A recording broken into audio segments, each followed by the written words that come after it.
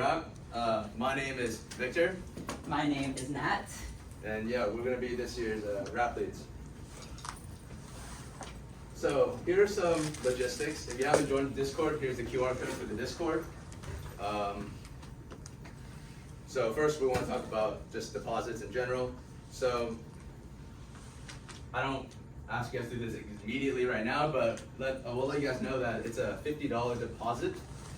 Just Venmo to UCLA IEEE for this project. Please name it in kind of like this type of format. Make sure you write rap deposit and then your name here, preferably as shown on your application form. This just helps us organize and check off who has submitted the deposit and who hasn't. Yeah. Oh, and then the deposits we're gonna set as due November 1st. If you have any like financial constraints, like any concerns at all, we do waive the deposits on request if you submit a waiver form that I think is linked somewhere, but we'll send it out. And then as you go on throughout the year, by the end, if you're still like participating in RAP, then you'll get the full deposit back. This just helps us kind of like offload some like the front-loaded costs of running the program, but we do intend to give all of the deposit back. Again, we plan to use Discord as our primary source of communication. If you guys ever have questions, if you guys ever get stuck on a module, if you guys ever get stuck and want to ask more clarifying questions, feel free to reach out to us on Discord. Our names are on the members side. You'll find us there. And yeah, feel free to just Discord us at any time. Yeah. Oh, yeah. So you may have met us before, but if you haven't, my name is Nat. I am in charge of the DSP side of RAP this year. I'm a 4th year computer engineering major. I use they, them pronouns. I grew up in Maryland, and my fun fact is I love any event with free food, which today is one of those events. Yeah, and I'm Victor Zhang. I'm a 4th year electrical engineering major, hometown Sacramento, and I just love eating. So I don't know what else to say. Work out to eat to work out. More like work out to eat, but yeah, there you go. Oh, and I use he and pronouns. Howdy, y'all. I didn't know I had a slide prepared for me. Somebody else did this, but I think it's accurate. My name is Ian Roberts. I joined here in July 2023. I know I've seen a lot of you. Many of you probably know me already. I had some of you in my 132A class, so that's really nice to see you here because I talked up rap in that class quite a bit, and I know that this will be a good follow-on to that class. So nice to see that you were interested enough in communications to join RAP. I'm a double E myself. I did my undergrad in Missouri, where I'm from, and then I did my PhD at UT Austin, and then I came here in July 2023. So this is my 2nd year, even though the person up there that made this slide couldn't count. And indeed, we always keep on trucking, especially if you take 132A, you're going to keep trucking throughout that whole quarter. But if you have any questions about RAP, you should ask them. If you have any questions about communication systems, maybe you can ask me and I can try to help provide maybe an alternative perspective. In fact, I think we're interested in maybe me providing that more formal lecture of some sort. Not lectures, maybe just one, so that the rappers can do their professional rapping throughout this year. But yeah, I'm glad to see so many people interested in rap, and I'm happy to be involved as much as I can, which may not be as much as I'd like, but I'm here, so I'll see you around on the 5th floor. And if you need anything, just email me. Great, thank you. Okay, and then for the first part of this lecture, we're just going to go through like the structure of RAP, what to expect throughout the year for like both tracks, and then after that, we're going to jump into Victor's first part of the lecture, where he covers some BJTs and Amplifiers. BJTs and Amplifiers. Yeah. So just to rehash, in case you missed it at the project info session, the goal of the DSP track is to establish the fundamentals of like how these wireless communication systems work, and then also learn about the different DSP algorithms that we use in these communication systems, and then eventually go to implement them on like real-time embedded systems. And then that's going to be running on those microcontrollers. That's going to run the entire like graph system, if you saw it at the project info session demo. And then we're also going to talk about the basics of like digital filtering, pulse shaping, and then all the synchronization algorithms that are involved in like keeping our communication consistent. I meant to take that out, ignore that one. But yeah, and then you're also going to get a good amount of experience with a lot of the lab tools, and then maybe some software-defined radios, as well as just like all the other things associated with working with these hardware components. Yeah, and I'll be talking about the hardware side of things. So we're going to be covering most of the basic circuit blocks for building such transmitters and receivers, and circuits that kind of prepare the signal to get transmitted over any medium. So you'll learn about the architecture of communication systems. You'll learn a bunch of the blocks, such as the amplifiers, which we'll be talking about today, oscillators, mixers, and filters. And also, you guys will be able to fabricate your own transmitter or receiver system. Depends on if you're up for the challenge for both. But we also perform a lot of simulations in LT Spice, so you guys will be very comfortable with that by the end of this year. And you also get experience with RF equipment, such as the spectrum analyzers, BNAs, oscilloscopes, all of that. Basically, we work in tandem together. Kind of the software, or the DSP side, sets up the signal for us. We transmit it and deal with all of the stuff that has to do with up conversion and all of these other effects. And that's totally fine if you don't know what I'm saying right now. And then we'll give it back to the software for them to decode. And here's just like a little overview of what I was talking about. So right here, you'll see that the DSP side converts some of the bits into a certain signal and modulate it, and then we give it to this is very, very simplified into what we do in terms of hardware. We up convert it from 1 megahertz to 27. I'll explain why in the future. Amplify it, transmit it through the signal, and basically undo what we just did here and give it back to our DSP people. And why do we need to up convert it? So we need to up convert it.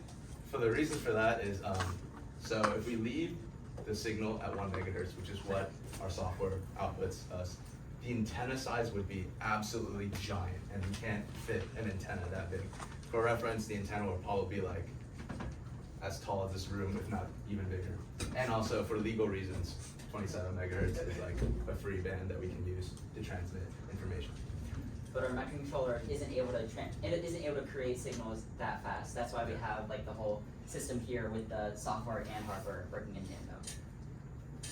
Maybe I'll add really quick too, is just because they say they need to do it at, create their system at a certain frequency, exactly what they show up here is like what I just covered in actually my grad level wireless class. So these building blocks and this high level architecture is exactly what like all wireless systems do. So don't think that you're learning something very niche that's not going to be used anywhere else outside of this room. So just trust that indeed this is pretty good and accurate to many other systems. Cool.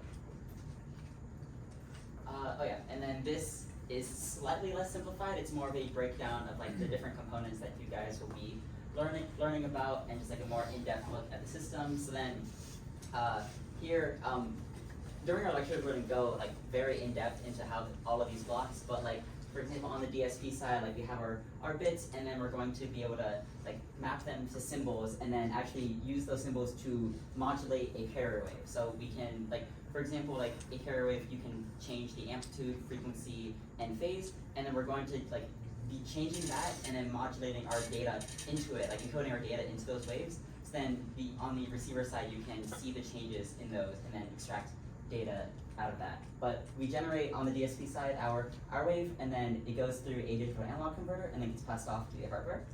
Yeah, so hardware, we have a series of mixing stages, and as of right now, I could say that the mixing what we'll do is just increase our frequency of our signal through a means that I'll go into later. So we'll somehow mix it from 1 megahertz up to 27 amplified. This is exactly what I said in the previous slide, but there's obviously a lot more detail to it. I won't go into full depth of this entire thing, but yeah. All right. And last thing about logistics, for the DSP track, we're going to be covering the basics of digital modulation, and then you're going to start simulating your communication systems in MATLAB. And then also at the end of the quarter, the DSP side will be implementing the transmitter code on one of our embedded microcontrollers, so you can actually see the wave that you generate going out, and you can track that on an oscilloscope. And then in winter, we're going to get more into the synchronization algorithms that we need to keep our communication consistent, as well as teaching the basics of digital code training. And then we're going to get you up to the point where you have everything you need to be able to implement both the transmitter and receiver code fully from scratch on these embedded microcontrollers. And then in spring, that's when the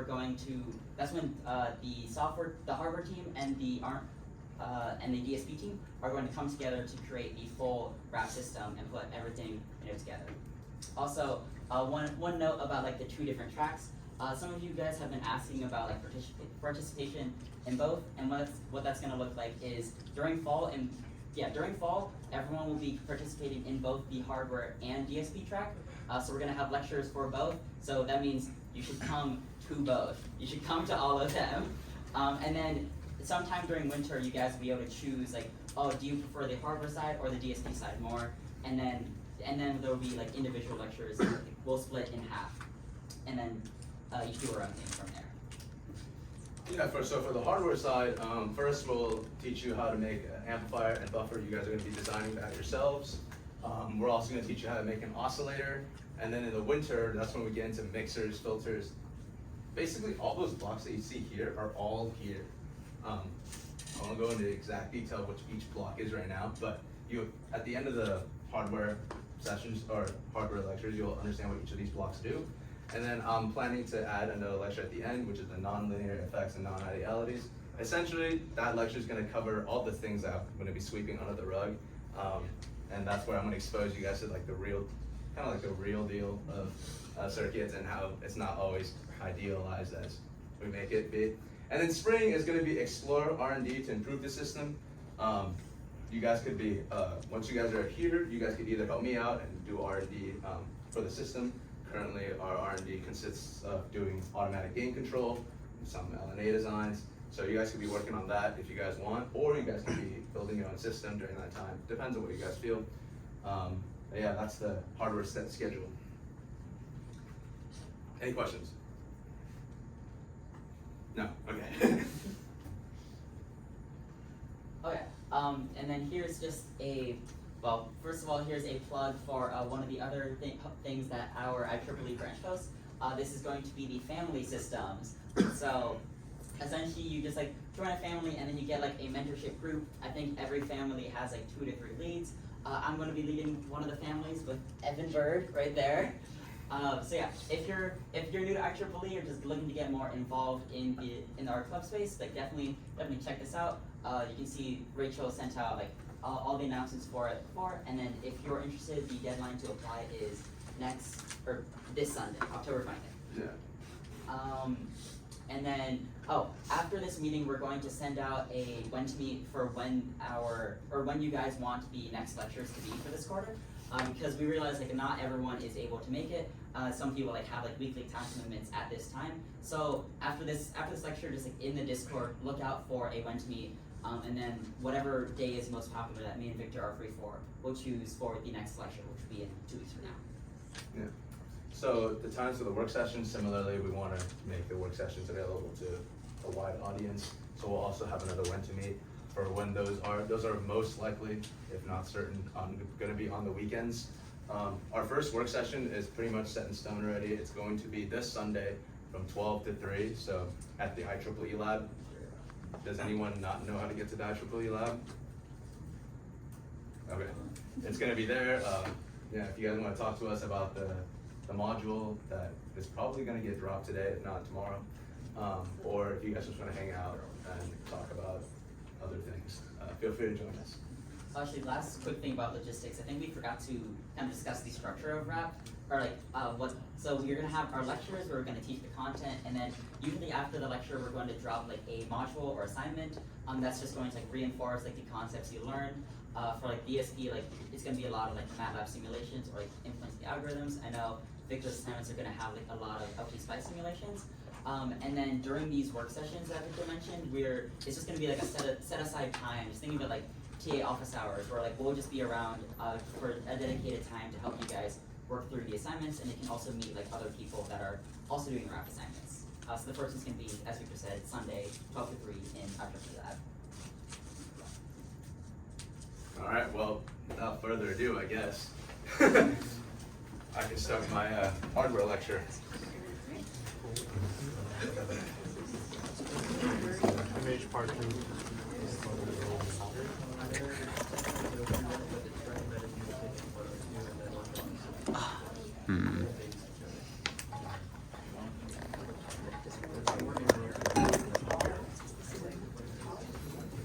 All right.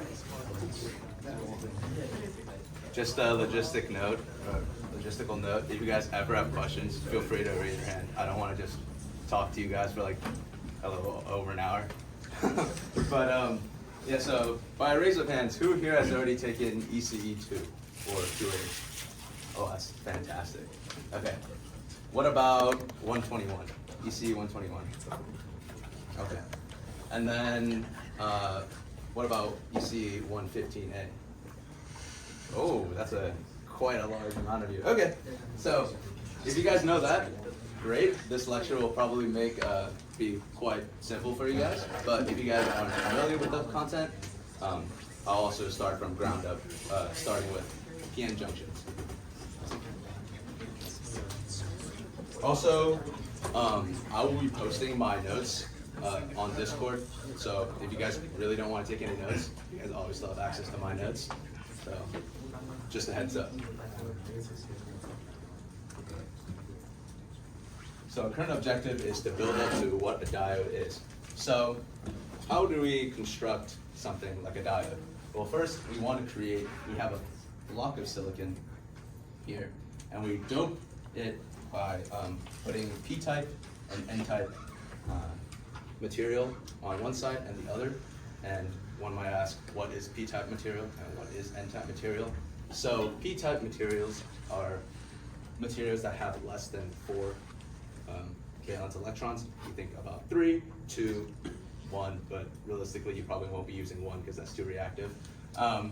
But you think, so 3 valence electron element will usually help create the P-type, and then N-type is usually a donor type. So think about 5 valence electrons, 6, 7, stuff like that. And you can create a PN junction by kind of just smashing them together. Obviously that's not exactly how they're created, but we're just going to pretend that that's how they're created for now. I won't be going into too much of like crazy physics in this, but when this is created, we have something known as the depletion region. This is known as the region where there is no kind of like carriers in that area. So it's kind of like if you have a bunch of positively charged ions here and negatively charged ions here. They don't want to really necessarily be together. When you do this, you also uncover like a layer of electrons here, and a layer. I don't want to say protons because that's not what they are. They're positively charged ions, or ions that have their electrons taken away. So what happens if we apply a voltage bias to this? So if you guys remember, if we apply a bias such as like this, then this actually is putting the PN junction in what we call as reverse bias. So what happens in the depletion region when we're in a reverse bias? Well, it kind of expands, and this makes sense because if you think about it, you're pumping in kind of like positively charged. This is getting pretty messy, so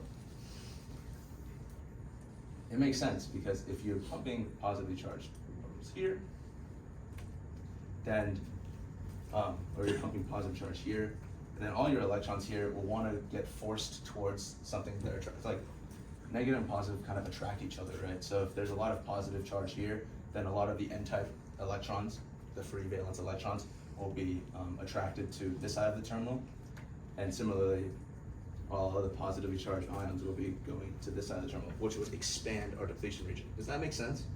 to everyone? Okay, cool. So that means our depletion region widens, and what that eventually you can think about is like no current is able to pass through because they're kind of just forced apart from each other using that biasing scheme. So this is what we call as reverse bias.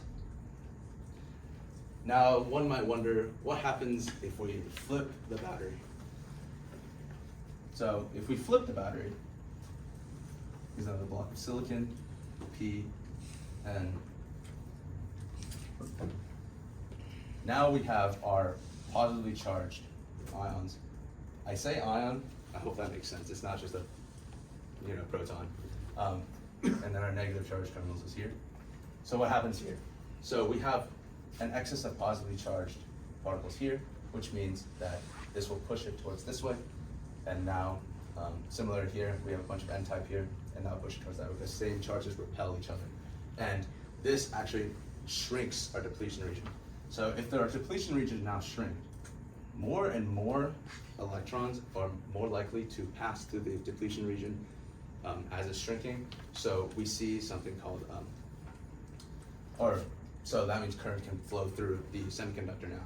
So that means we get a positively charged current. And now what this looks like to you guys is probably better described to you guys as a diode. So this is just this in a nutshell, right? Any questions? So now that we have kind of like the physics side, the bare bones for how a diode is created, we can build, or we can figure out kind of like the current relationship between the diode, or between the voltage applied and the current. But before we get to that, actually, let us talk about some of the effects of our PN junction here. So if we have a PN junction that looks like this, right? And we have applied a certain current source, let's say positive. So, yeah, let's say positive. So when we kind of, you can think about this depletion region as a kind of like an uncovering of some of the ions here. So like when you uncover some of the ions here, you're left with charges. Really, that should be the other way around. You're left with charges here. And if you guys are familiar with charges like separated by some type of medium here, that's also known as a capacitor. So we'll see some type of capacitance here, and that capacitance is known as the junction capacitance.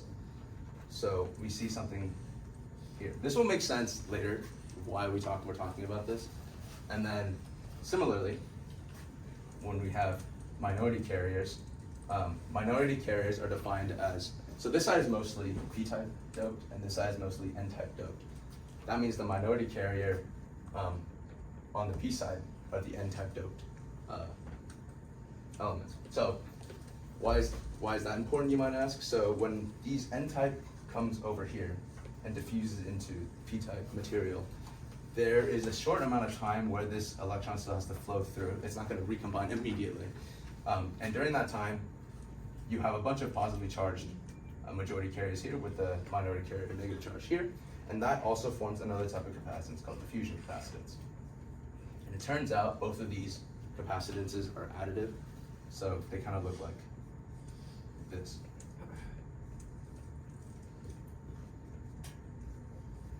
Right, because parallel capacitors add. So we have some capacitance in a diode. So it's not just like what you learned when you apply a voltage across a diode, it just becomes free current instantly. We have some capacitance here. Now, there's also some resistance within the p-type and n-type material. It's not just free-flowing. Electrons or holes is what p-type is normally called. They collide within each other, right? And because they collide, that means there's some type of resistance. If I have a electron here that wants to move this way, it's not just going to freely bolt over to the p side. There's going to be other electrons in its way, and it might scatter with each other, and that will cause some type of resistance. So in reality, we have some type of resistance here. I'll just call it R. I'll just call this R. So we have some resistance in the P-type and the N-type material. Finally, we also have some resistance when it comes to zipping across the depletion region. That resistance is, you can also kind of think about it in a similar fashion where you can't just instantly bolt across the depletion region. There's going to be some type of scattering effects that happen to slow you down. So there's also another type of resistance here. And I guess I can call this junction, and then I call this diffusion, but that's not a really proper name. I'm just writing this for annotation purposes. So our overall model will look something like an unavoidable resistance here with some capacitance and some resistance. Now you guys might know from frequency analysis or 110 that if you're high enough frequency, this becomes a short, but no matter what you do, this is always going to be here. You can never bypass this resistance, and this will become important real soon. So keep that in mind.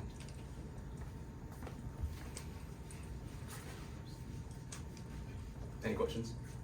Yeah.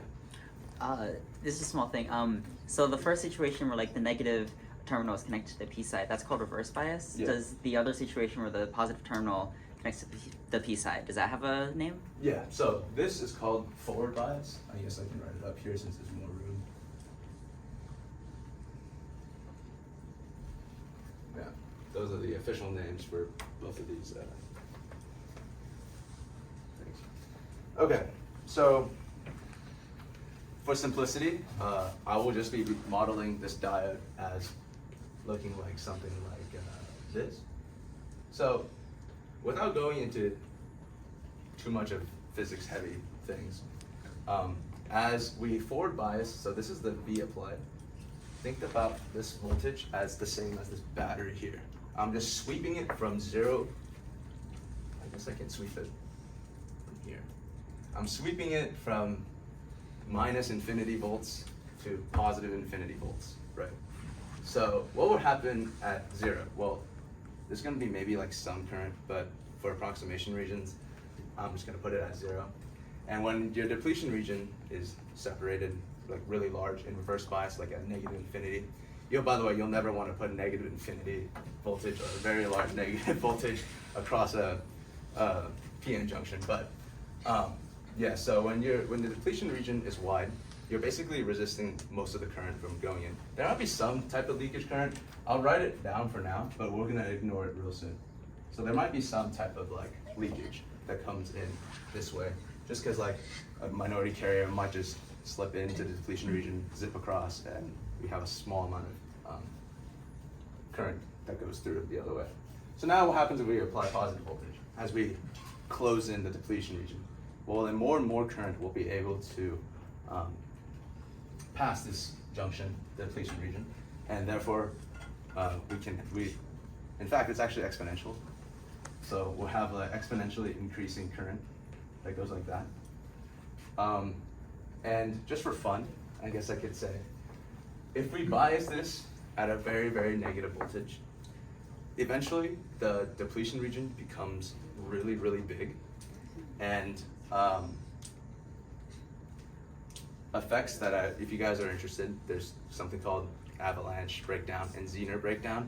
I will not be going over them, but essentially what happens is there's going to be a point in some voltage, we call this voltage breakdown, where the diode kind of breaks and it just flows an infinite, like not an infinite, but a really large current the other way. You never want to operate here. You also never really want to operate at a super high applied voltage either, because you will also break the diode. Because if the depletion region, you can think about the depletion region as like a barrier. If you increase the voltage at a really, like to a really large amount, you basically don't have a depletion region anymore. Or like, well you do, but it's going to be really, really small. So a lot of electrons are going to be able to rush over, and that will break your circuit. But in our course, so this diode model can be simplified, or this current equation can be simplified into ID, current of the diode, is equal to IS times the exponential of VD or V applied over VT. Now, what is VT? Any guesses? 25 millivolts. Yeah, so approximately 26 millivolts here. That's just a constant KT over Q. It's temperature dependent. This will become important later. Remember that K is a constant, Q is a constant, temperature is not a constant. And this is only 26 millivolts at 300 Kelvin. Roughly room temperature if you're feeling a little warm, but roughly room temperature. That's basically that. Yeah, so that's the current equation. But for us, because we don't want to deal with exponentials all the time, we'll just model this as an ideal diode where essentially you can model it in two ways actually. The one simplified way is to model it as like kind of like a, not really much of an impulse, but off until we hit some type of voltage here. We call this VD on. So it acts like a closed, no, not a closed, an open circuit up till VD on, and after that it acts like a short. This is like a really just simplified version of how we can talk about a diode. And an even more simplified version is to just move this to 0 volts. So you can just, if the voltage applied is positive, then diode is a short. It's not, it's an open. That's like the simplest model we can go with in terms of diode. Any questions? Okay. Hopefully I'm not losing anyone. So we'll now go over some of like the very, very basics of a BJT. So this is great and all. We have some type of way to apply a certain amount of voltage and get a certain amount of current. But what if we want to control when we want that current or not? Well, that's where transistor comes into play.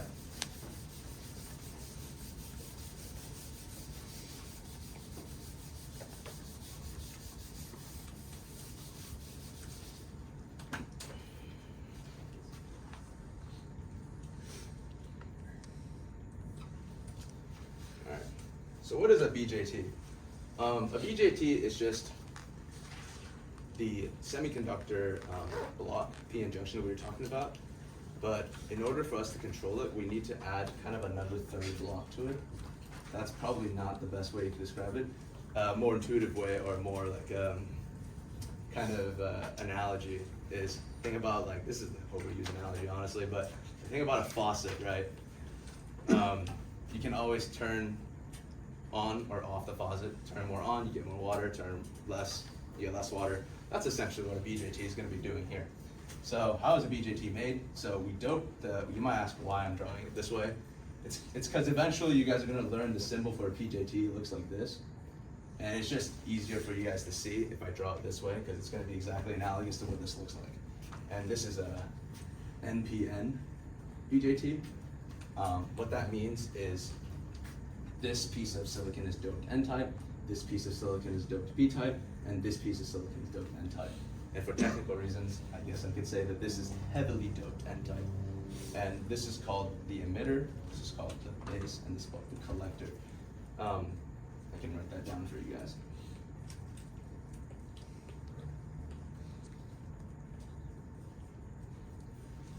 Kind of a way to memorize it in case if this is your first time seeing a transistor, is you can think about a collector as exactly what it sounds like. It's collecting some of like, I'm gonna go back to the faucet analogy because it's just simple. The thing about it is just like collecting a bunch of like liquid. But it's never gonna pass through this base until we turn it on, and then it emits out, or like the water kind of leaves the emitter. So think about it like that. So how does this work? So let's say we want to apply some type of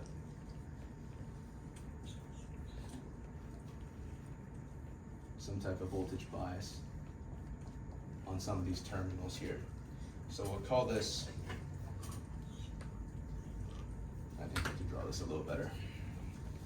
We'll call this ground for now. So I'll call this VBE, VCE. And how I get these letters is just the voltage difference between the base and the emitter, and the voltage difference between the collector and the emitter. So how does this work? So if we pump in positive charge through here, positive charge is going to move through here and come down and get recombined in the emitter region, right? So, and then if this voltage is now greater than this voltage, what is the bias type between P and N? Anyone? I'm sorry? Did you say if P is greater than E, it's forward? So yeah, if B is greater than E, this is the forward bias. So this junction here is going to be forward biased. I guess I can write it forward biased here. Right. And so what happens when these two junctions are forward biased? So we see a lot of positively charged ions will go this way, and that means what happens to the electrons? Which way would they go? If I apply an electric field kind of going this way, which way would the electrons go? Up, right? So that means electrons will be going this way. Now, what type of bias type do I need up here? Well, actually first, if I have, we're talking about conventional current here. So that means current, we want current to go from the collector down to the emitter, right? This is I. In order for that to happen, electrons basically has to come from the emitter back up to the collector, right?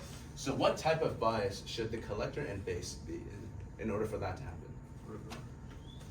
Reverse bias. So that means if we set this such that the collector and base are reverse biased, you can now see kind of another, we can now allow electrons to go all the way up here.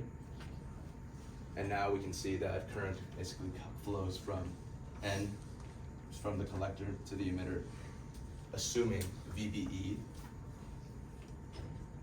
is a positive value, which means we have a positive bias from base to emitter, and we also need to make sure that VCB is less than 0.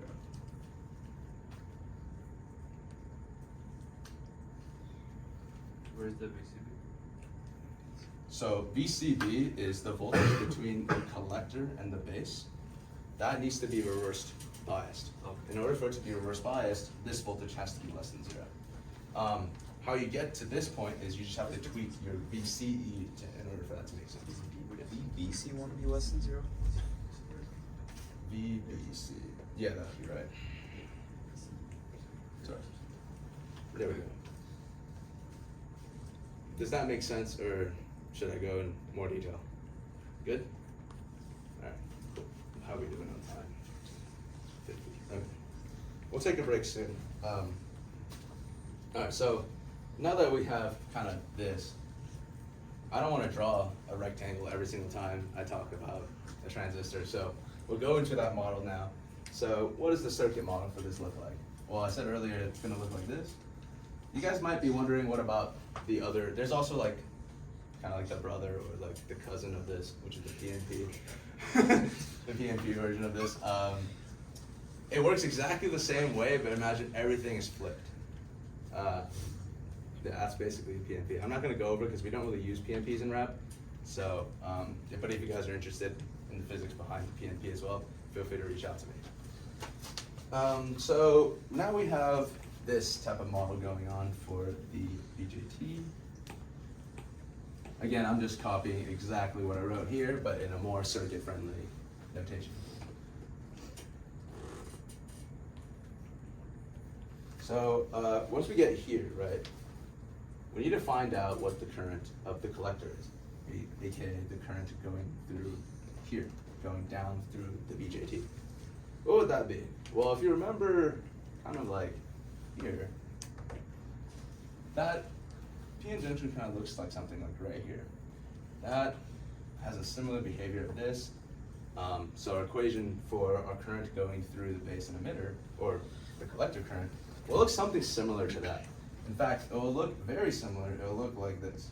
IS times the exponential of VBE, because that's now the voltage. Instead of thinking about it across the diode, we're thinking about the voltage across B, base and the emitter, over VT but we have this -1 term here. And what this -1 term is just, later on I'll be dropping this because this, if you think about it, this VT being 0.026, we're gonna have VBE be like even if it's just a 0.1, it's already kind of large. We're gonna just drop this -1. But if you're curious on why we have this -1 here, it's because of this whole concept of reverse bias current or reverse current. It's not gonna be 0, but for us, for simplicity in math, we're just gonna be removing this term because it's we assume that the exponential of VBE over VT is much greater than 1. Now, we might ask also, remember when we said that there are some type of positive ions that go through here and into the emitter? That means some of this current is actually lost in the base. And how do we model that? So, in fact, we have a parameter actually called beta. And beta tells us the ratio between IB and IC, I believe. No, IC and IB. So if you multiply IB on both sides, beta is essentially going to tell you, if I have this much current going into the base through the BJT, how much collective current am I going to get? This is empirically calculated. It's different for each BJT. You can find it in the data sheet, but that will tell you how much of an amplification we get in terms of current. So that's what we get here. Any questions? So in the circuit model, where's VBE exactly? VBE is right here.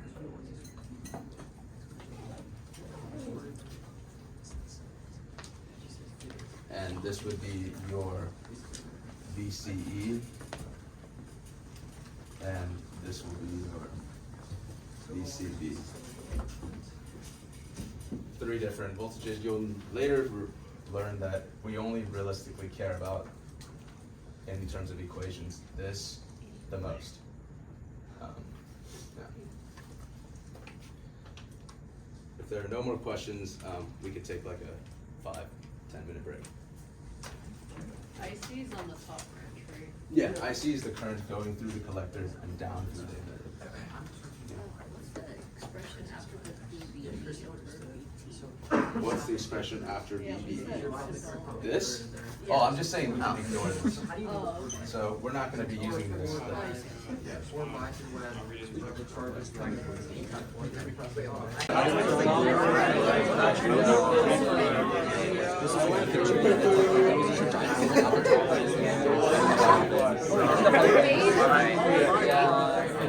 won't be going to the All right, everyone. Let's get settled in. We'll begin our second half of the lecture. Some of you guys were asking what IS is. That's just a reverse saturation current. Essentially, IS is modeling what this would approach to if VD goes to -infinity. If you think about it, or not negative, but this is just like a very, very small value, somewhere in like 10 to the -12, 10 to the -15, and essentially it's just modeling how much leakage we're seeing in our diode. This is some constant that's empirically calculated and doesn't really change. Any other questions that I might have not gone to during the break? Okay, so we'll start off with modeling this in a circuit topology that you guys are more familiar with. So we talked about diodes. You guys know what resistors are and what capacitors are. So this can be modeled something like this. So let's say we have the base here, and let's say we have the diode that we've been talking about like this into the emitter, right? Now what about the collector? Well, I said here that the collector current is just beta times larger than the base current here. So we effectively have just the collector current here. I can actually just write it as the collector current that we solved here previously. Did I erase it? No, I didn't. Right there. As IS exponential of VBE over VT, and this is our collector. So this is what we like to call our large signal model. And here is our voltage VBE, and that is what that looks like. So how much current is going through here? Any ideas? If we have that much current going through this, and we have this beta relationship going on, how much current is going through this? Go ahead. Beta times whatever these are. Beta times or? Well, beta? 1 over Yeah, beta. 1 over beta, right? 1 So over we have IS over beta exponential of VBE over VT. Perfect. So from there, we can realistically calculate a family of curves for this model here that we have. We have VCE on the x-axis, and we have IC, collector current, on the y-axis. And if you plot what this BJT or what this BJT will do, you'll see that if I, for a given VBE, you'll see a curve that kind of looks something like this. This is supposed to be flat for now. You'll see something that looks like this. And you'll notice that at some value, some voltage here, the IC curve kind of flattens. And we typically, for most BJTs, this value is roughly 0.6 to 0.7 volts. If you want the exact value, there's no like exact definition, like exact value where, oh, I'm in this region or I'm in this region. It's kind of like blurred, but most companies will give you a data sheet that tells you at what voltage will this be considered forward active, is what I'm going to go into right now. So this is called the forward active region, and this is the region that you want to be operating at for the most part. You pretty much never really want to operate this in what we call saturation region. So this is for a family of VBEs. So let's say this VBE is somewhere greater than 0.6. This is VBE, I'll call this 2, VBE 3. The more VBE we have, the more current we get, and that checks off as our equation tells us.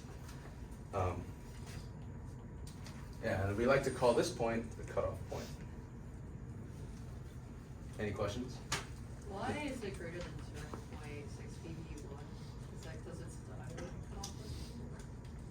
So this is just a value that's kind of like empirically calculated. There's no like, it's kind of like the region where we start like seeing a significant amount of current happen, and we start considering it as forward active rather than kind of it setting up in a way, or kind of like getting, I don't want to say getting ready or getting warmed up, but like those are terrible words. But it's like preparing itself. I don't know. It's like getting ready. Anything before that, that's what it is, right? And then after this point, it's like warmed up, ready to go. You see at this point, yeah. But actually, oh, I should have mentioned this isn't 0.6 or 0.7. VBE has to be greater than 0.6 or 0.7, or else you just won't get a curve like this. You just get something like almost flat. Sorry, I didn't mean to put that here. Yeah. So that's that. Let us get into the concept. We don't really want to deal with diodes all the time. That's like very annoying, and that's where the whole 0.6 comes in. We need to bias this so it's at least forward active, and in order to be forward active, it's typically 0.6, 0.7-ish, from the equation that we saw earlier about the diode. So we don't really want to consistently deal with this. So later on, we're going to replace this diode with, if you remember from our small signal model that we came up with, or a model that we came up with for the diode. You guys remember it looks something like this? We'll just pretend this capacitor doesn't exist for now, and we'll just treat it as a resistor. It's a little janky, but we don't want to deal with the diode, so we'll just deal with the resistor instead. I'll talk about that in a bit. So we need to understand the concept of something called transconductance, which I'll go over. Is everyone done taking notes on this side? I'm going to erase this. Okay.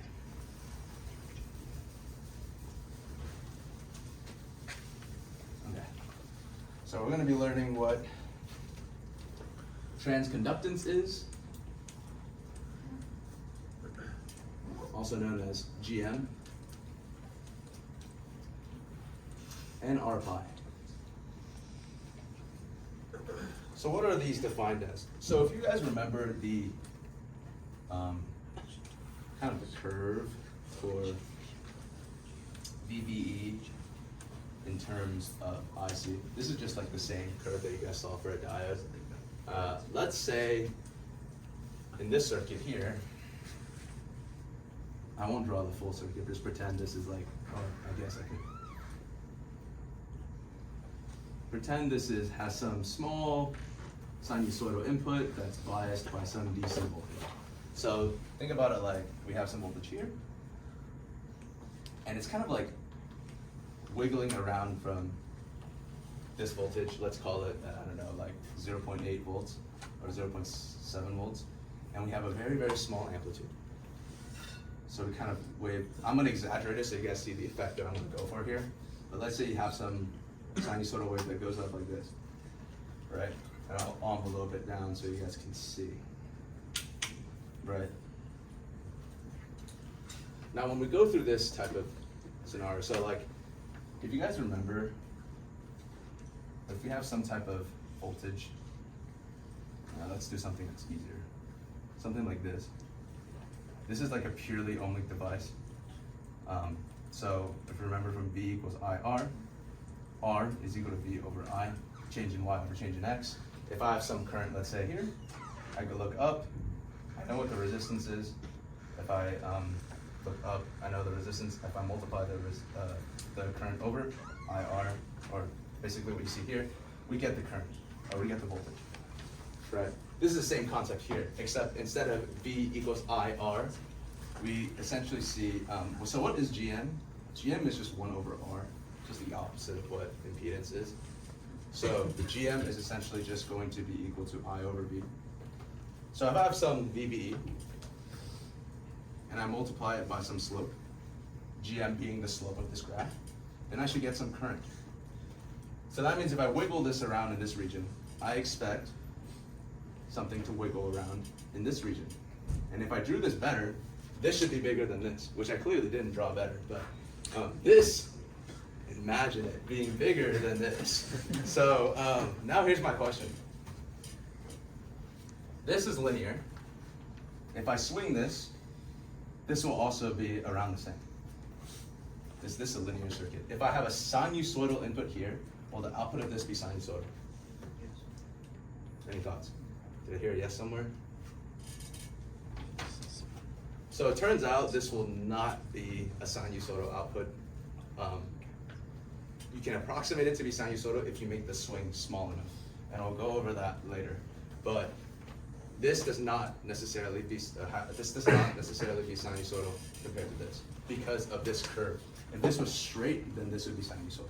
But since this is slightly curved, it is not exactly sinusoidal. So how do you calculate GM? Well, GM is defined, now don't get terrified once I write this, partials of IC over partial of VBE. Now, I just have to write partial because that's just the notation for it, but you're essentially just taking the partial of this. You guys remember this equation?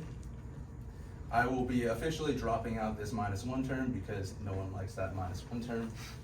I don't really do anything to this expression, but take the partial with respect to that, and you'll notice you get something that looks like 1 over VT IS exponential VBE over VT. Is it the slope of it? Yeah, this is going to give you the slope of this at a given VBE. Yeah. So what is GM now? Well, what is this? That's nothing other than IC. So that means GM is defined to be IC over VT. So that's what a transconductance of a BJT amplifier would be. Now, let us figure out what R pi is. R pi is this whole idea of me throwing away the capacitor and calling it just a purely resistive thing. Instead of doing a diode and dealing with all these crazy exponentials all the time, wouldn't it be great if this just gets replaced with a resistor? In fact, that's exactly what we're going for, and we'll call this RPi. So, this is great, but what exactly is RPi?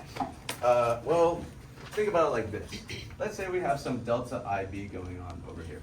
Some small change in the base current.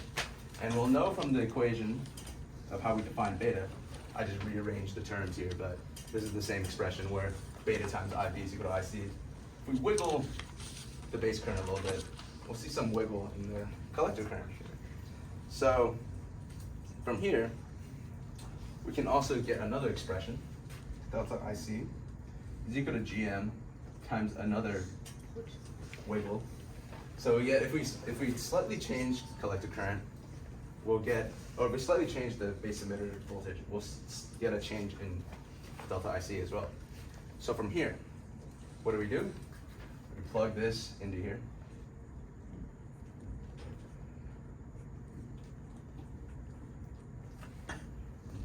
Right, so from here, now we know what this is. Now, what is GM? Well, I told you guys earlier that GM is 1 over resistance. And it turns out this resistance, since this whole curve is responsible for this, or this diode is responsible for this whole curve, this GM is actually just 1 over R pi in this case. So you have 1 over R pi times some delta VEE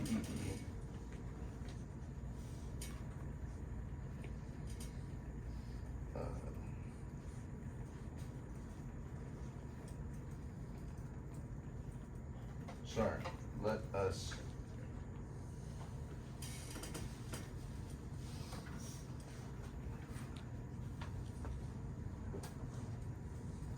this is actually what R pi is. And the reason for that is because GM is defined to be the collector current, not the base current. So we have to get the base current, which is why we have to divide by beta. So this is actually your 1 over R pi. I hope I didn't lose anyone by doing this. I'll repeat that again. So this GM is, comes from this collector current, not from base current. So how do we transform collector current to base current? We have to divide by beta, which is what we have here. And GM is also equal to 1 over R, so that's how we get this expression. So this is an important expression, but mostly the most important one of them all is this is beta over GM. Now, what do you guys notice about this equation for resistance? Is this resistance constant? No, it can't be constant, right? Because GM is constantly changing because our slope of this graph is not constant, it's exponential. So that pretty much sums up all of our big variables. If anything, I would remember this, and I would remember this. This is less important.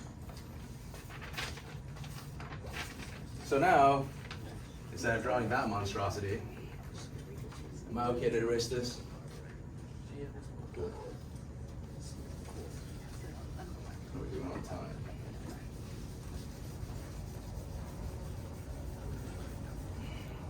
So now we can replace that with something that looks like this.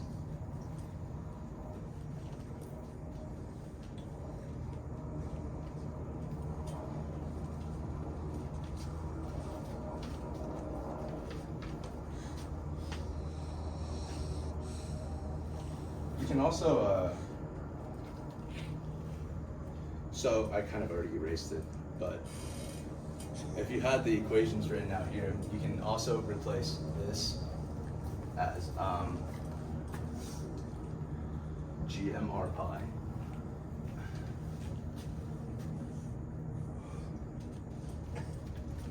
Sorry, GMV pi. What is V pi? V pi is just this voltage. This is also equal to beta IB. Beta times the current going through this terminal. And so this is great. If that curve is flat, right, and let's say I have some, I don't know, some circuit this is how you create a current source, by the way. This current source that magically you guys learned in DC 10 and 110, you actually need a transistor for it. It doesn't actually exist in the world. So we need to create it using a BJT. So that means, so far from what we learned right now, if I set VBE to some value like 0.6 volts, no matter what I do to this collector, like if I load it up with like, I should draw it like that. Let's call this VCC. If I load this up with anything, say 10 kilo ohms, 100 kilo ohms, a mega even, from what we've learned so far, we always get this amount of current back. That's not really realistic now. We can't actually always get that current back. In fact, there's actually another type of resistance that we'll be going over right now. It's called the intrinsic resistance of the BJT. You can't increase RL indefinitely and say, oh, we still have this amount of current going through this. So that's called the early effect as well. So in reality, these slopes are not flat. They more so go like that. They kind of increase slightly. And this increase is what we call RO. Is it linear? This increase, it's pretty close to linear, yeah. And if you extrapolate this point all the way back to cross the x-axis, that point on the x-axis is called VA, and that's just like, that's given to you in the data sheet, and RO is defined to be VA over IC. You'll notice that RO actually changes in terms of the collector current as well. So none of this is actually constant. This is also another important expression that should be known. Oh, Victor, I think I have a question. I'm sorry? I think we have a question. Yeah, really quickly, earlier you mentioned that that was the large signal model, which you got by pretty much biasing the transistor a certain way. Yeah. What's the distinction between that model and then the one you have on the left?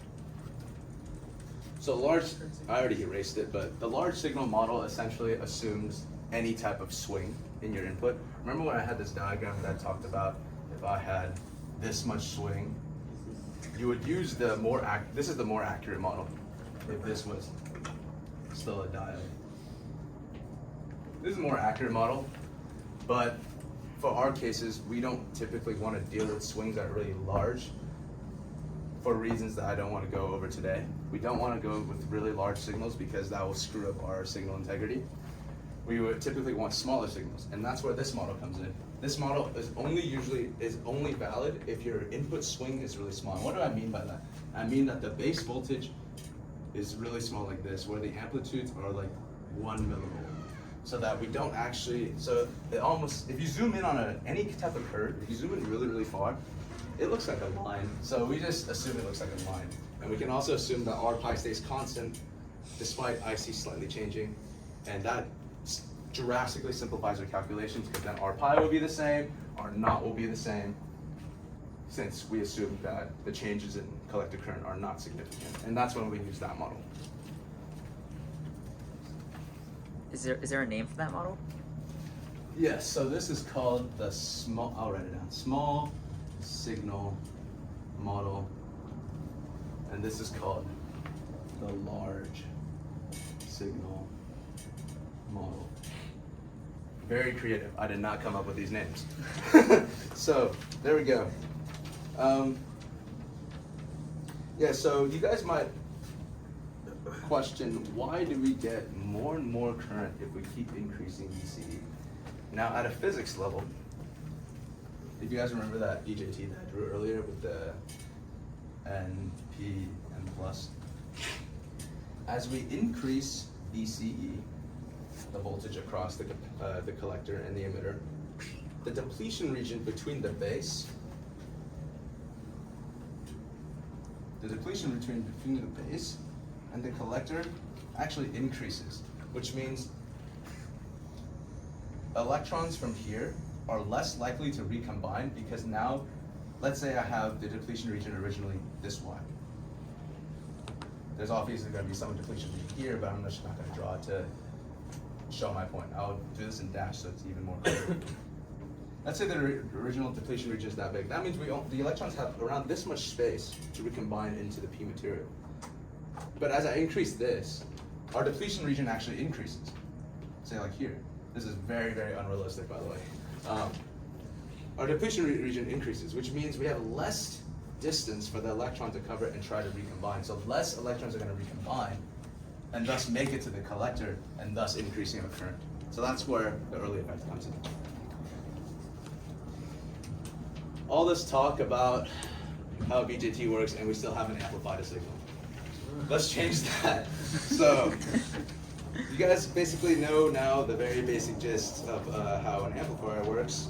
So let's now finally create an amplifier, which is why I'm assuming you guys are here not for the insane amount of physics. But yeah, I think I will keep that over there. So amplifiers, which is why you're here. Well, unless you guys like the physics, I'm not hating on the physics either. But amplifiers.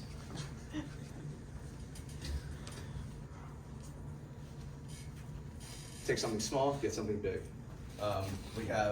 We'll model it something like, amplifiers in general look something like this. We have Vin, which goes and has some type of input resistance, or some type of intrinsic resistance and some type of input resistance, and goes to ground. On the output, we see some amplifying, some gain in terms of I just call it AV. Has some R out. That's our amplifier on a very, very like general scale. And what you normally see is something of an R load. And normally this will be your amplifier. That's a triangle. It's supposed to be a triangle at least. Yeah. So let's finally amplify something because yeah, that's just what it's supposed to look like. This will come in important later, if I can get to it. We'll see. Common emitter amplifier. You guys made it to the promised land of the common emitter amplifier. So I'll draw the topology so you guys know what it looks like, and I'll explain it afterwards. So we have our VCC rail. Can everyone see in the back here? Good? Okay.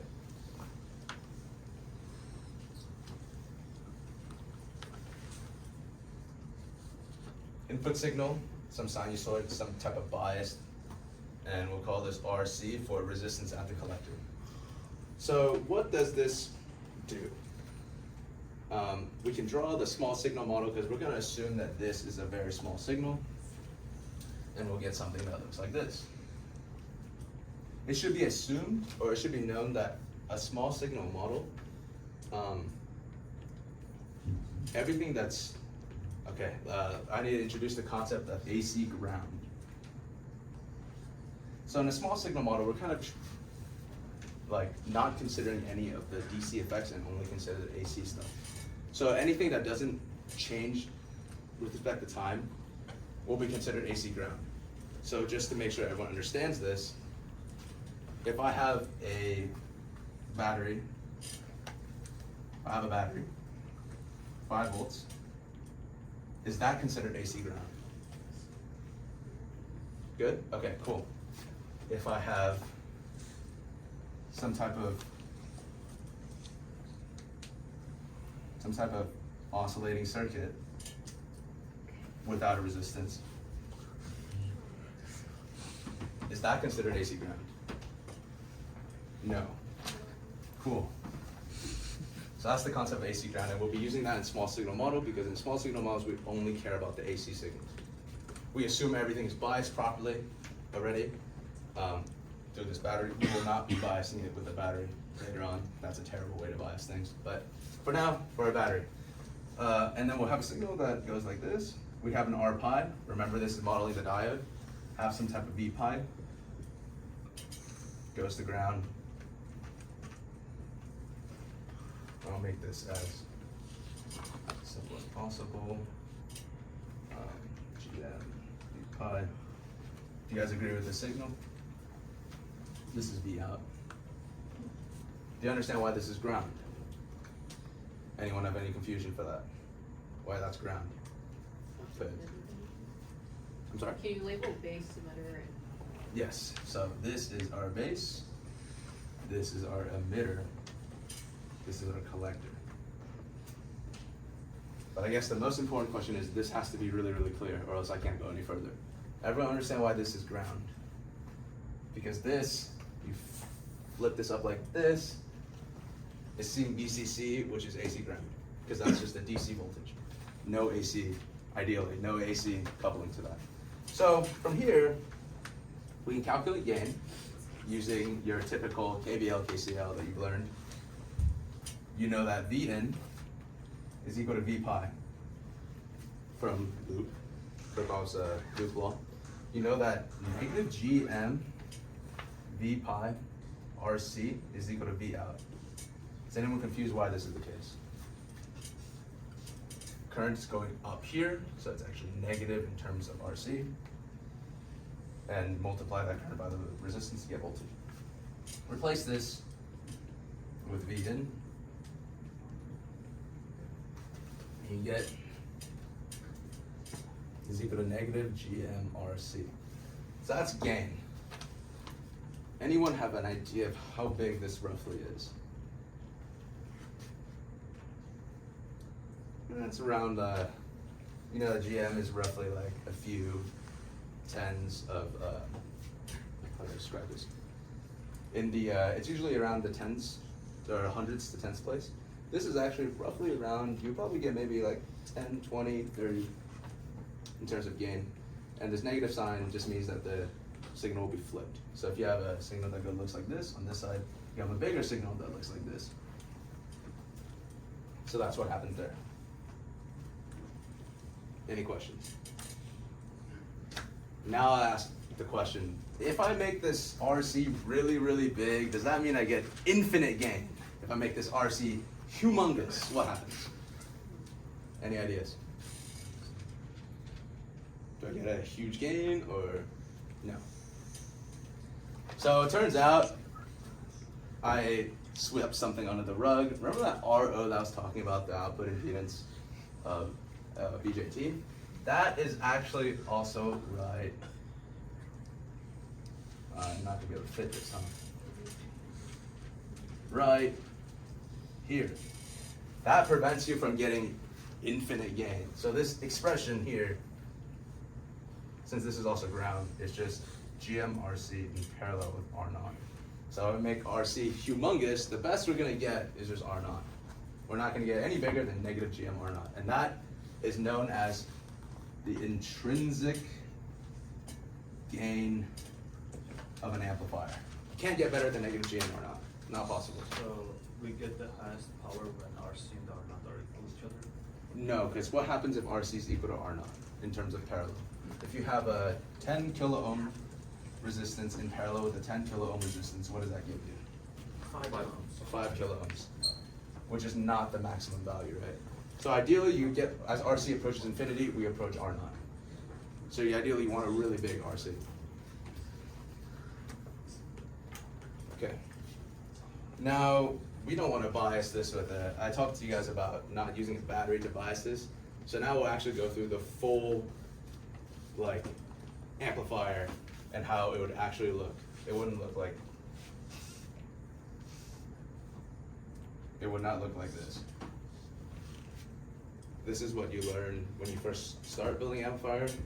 Real amplifiers don't look like that. So now we are finally in what you guys will be building for your first module. So hopefully this next part of lecture will help you guys with your first homework, because this is directly relevant to it. Crazy how we're here now. You have a V in. If we want to set some voltage at a certain point, this is just sinusoidal. If we want to set that voltage here, what's a good way to set a voltage without a battery? We have access to a supply. What's a good way to set a voltage? One. just water it over? wire it over. What do you mean by that? If I have some type of VCC going on, is there a way I can set some type of voltage here? Yes. How about a voltage divider? Yeah, voltage divider.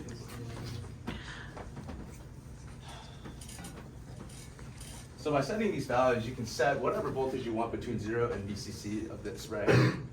Now, can I connect this directly like this and create a, if I probe here, what does this look like? I want something that looks like this. Some VB bias with some amplitude given by Vn. If I want this, am I 100% sure that there is no DC content in this Vn? Not really. There's no really well, maybe in simulation you can, but in real life you can't do that. We need to get rid of the DC content. And then what's a capacitor do? Removes the DC content. So we just slap a capacitor here and call it a day. And then now we have our wave that kind of looks something like this. And now we can throw our BJT in here.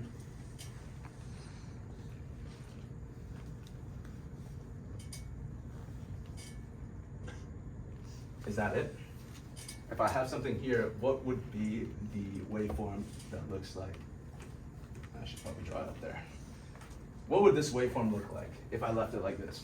Is this useful? We need to also decouple the DC from this part of the circuit as well, right? So what do? You throw another capacitor in there because we love capacitors. There you go. So we throw a capacitor in there.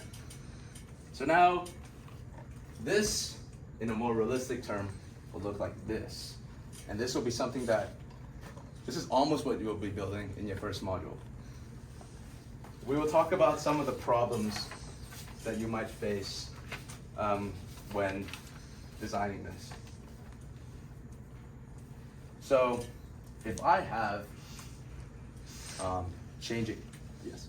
Would there be any effect of putting a resistor in the emitter point? I'll get to that. So, your question is literally about to get answered right now. Sorry. This is great and all, but remember that VT term that I was talking about? You guys remember there's a temperature term in it, right? So what happens if I try to use this circuit at varying temperatures?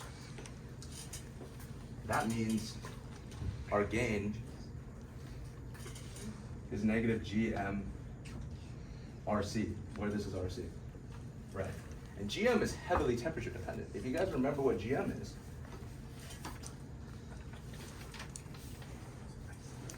because I surely apparently do not. GM is equal to IC over VT, and VT is equal to KT over Q.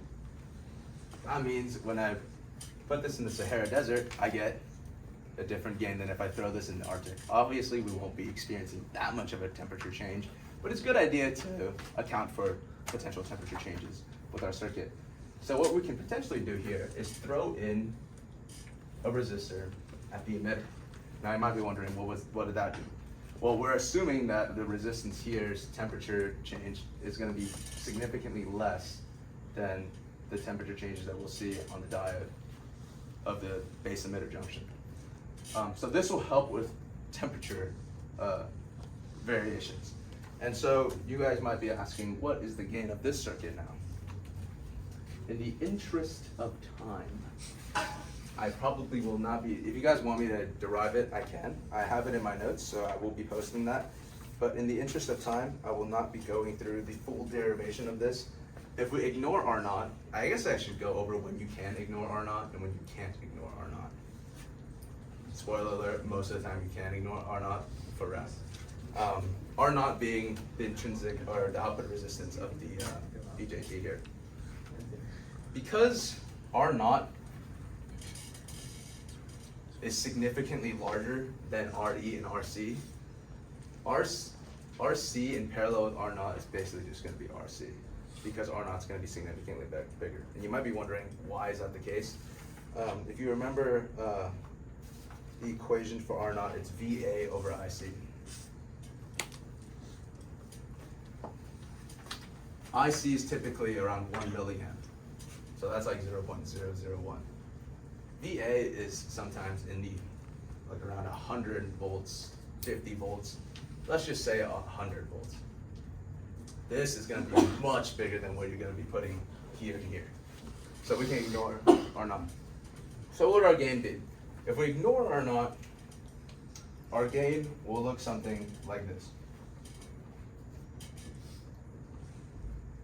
Again, if you want to go through the full derivation, feel free to contact me, and I can, it's actually just in my notes, so you guys can also just see it in my notes.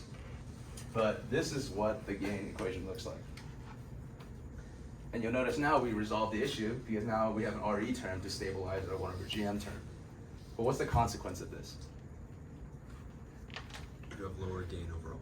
We have significantly lowered our gain. So how do we get some of that gain back? Well, remember what a capacitor does. We can throw another capacitor in here because we just keep throwing capacitors until this works. So if we throw another capacitor here, how can we like avoid this RE? Any ideas? Yeah. There we go. So if we throw a capacitor here, we can almost, I say almost because it's not really quite right. You can almost just ignore the existence of this. You get the performance of reducing temperature variation without sacrificing gain.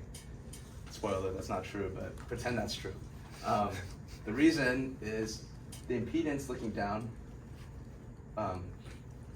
We say that the AC signal can flow through here like a short, but in reality there's some impedance here, so you're not going to see negative GMRC exactly. And so some of the other things that you guys might experience when you see this is if you don't have this capacitor, the output here, this is actually pretty important. You'll see something that looks like this. That's supposed to be a pure sine wave. I'm not doing any funny business here, but it's not. If your signal is not centered around the x-axis, you have problems with gain variation. This should ideally look like this. And you might be asking, why does it have to look like that and it can't look like that? Well, if it looks like that, that usually means that your input signal is really large. And if it's really large, our GM changes. Because if it's really large, our VBE will change a lot, which will change IC. And if it changes IC, we change GM. And if it changes GM, we change the gain.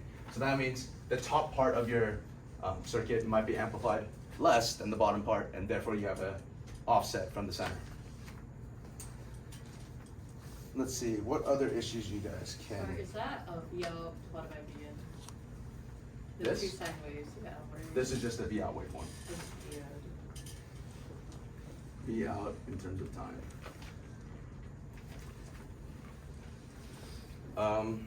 Another issue you might be seeing is when I set this resistive divider, I can set these resistances to anything that I want, right? If I want like 2.5 volts, let's say, what's stopping me from saying 10K, 10K, 100K, 100K, 1 meg, 1 meg? What's stopping me from doing that? Any thoughts? The base current. Base current, and why is that important? So, this is great. If we set this really large, that means less current is getting sunk straight into ground, so we have better power efficiency, right? But if we make this really large, remember, this impedance is not infinity. This resistive divider only works if this is smaller, significantly smaller than this. What do we see when we see, dang, I erased it. What do we see when we look into a BJT? Assuming we don't have an early effect. We see this resistor. So if you make this too large, you're effectively going to be doing a resistive divide with this resistor rather than with this resistor. So you can't make this infinitely big.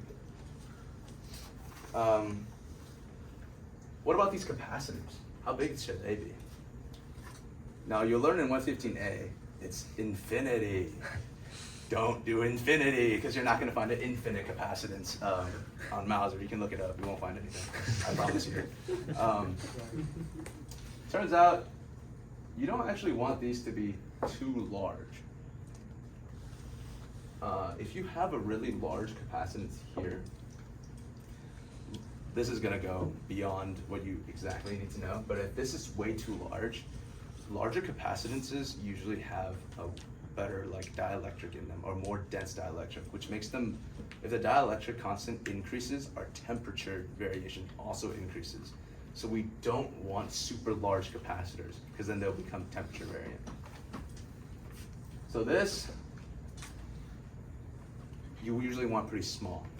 I would say somewhere between 100 nit, well realistically you can go down to 100 pico if you want, to around, let's just say 10 micro. Don't recommend you going any bigger. You can go smaller. You can also go bigger. I mean, it's not going to break the circuit, but we're talking about realism here. You're not going to find 10 farad cap for this. Yeah, so that's that.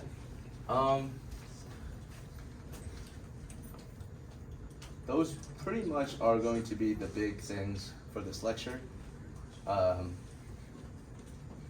Next lecture, we'll be going over, this is all green and all, but if I load this